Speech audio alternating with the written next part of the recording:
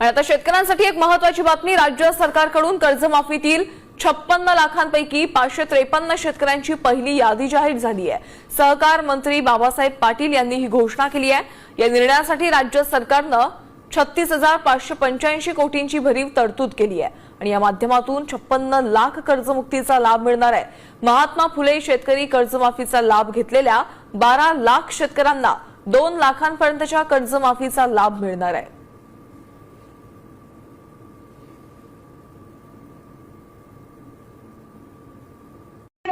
झालंच पाहिजे, देवस्थान जमिनी नावावर झालंच पाहिजे।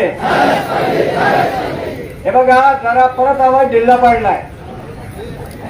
या आपल्या राज्याच्या मुख्यमंत्र्यांना आवाज ऐकू गेला पाहिजे। राज्याचं सरकार जागेल, आपल्याला नंतर शंकरनाद करायचा आहे। किसान समाज जिंदाबाद, अरे किसान समाज जिंदाबाद, संघटना जिंदाबाद, इन्क्लाब जिंदाबाद। संपूर्ण कर्जमाफी झालीच पाहिजे, संपूर्ण कर्जमाफी झालीच पाहिजे। देवस्थान जमिनी कष्टकऱ्यांच्या नावावर झाल्याच पाहिजे, गायरान जमीन शेतकऱ्यांच्या नावावर झालीच पाहिजे, घराच्या जमिनी निवास धारकांच्या नावे झाल्याच पाहिजे। अरे मागण्या आमच्या हक्काच्या, अरे मागण्या आमच्या हक्काच्या, अरे लय भ्रष्टाचार, लय अत्याचार, अरे लय भ्रष्टाचार, अरे लय अत्याचार। अरे अशा सरकारचं करायचं काय? मोदी सरकार चले जाओ, अरे मोदी सरकार चले जाओ, अरे मोदी सरकार मुर्दाबाद, अरे किसान समाज जिंदाबाद, अरे इन्क्लाब जिंदाबाद, अरे भांडवलशाही मुर्दाबाद, शेतकरी एकजुटीचा।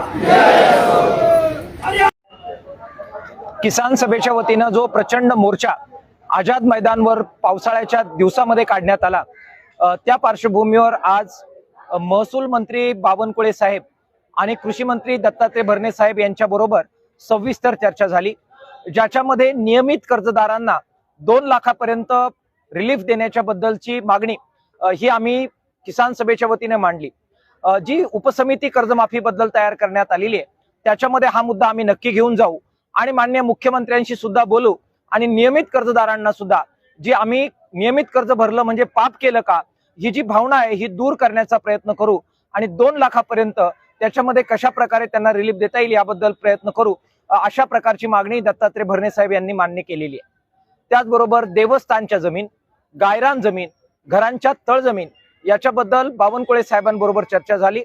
देवस्थान जमिनीच्या कायद्याच्या प्रक्रियेमध्ये किसान सभेचे 2 आणि त्याचबरोबर समाज संघटनेचे 2, गुरव समाज संघटनेचे 2 असे 4 निमंत्रित प्रतिनिधी घेण्याची मान्यता ही बावनकुळे साहेबांनी दिलेली आहे आणि त्याच्यामध्ये कसणाऱ्या शेतकऱ्यांना आणि ज्यांना बेकायदेशीररित्या हस्तांतरित करून हुसकून देण्यात आलेलं आहे अशा देवस्थानच्या शेतकऱ्यांना न्याय देण्याबद्दल, गायरानाच्या जमिनीबद्दल सुद्धा आणि घराच्या तळजमिनीबद्दल सुद्धा खूप सकारात्मक निर्णय आजच्या ह्या आंदोलनामुळे झालेले आहेत।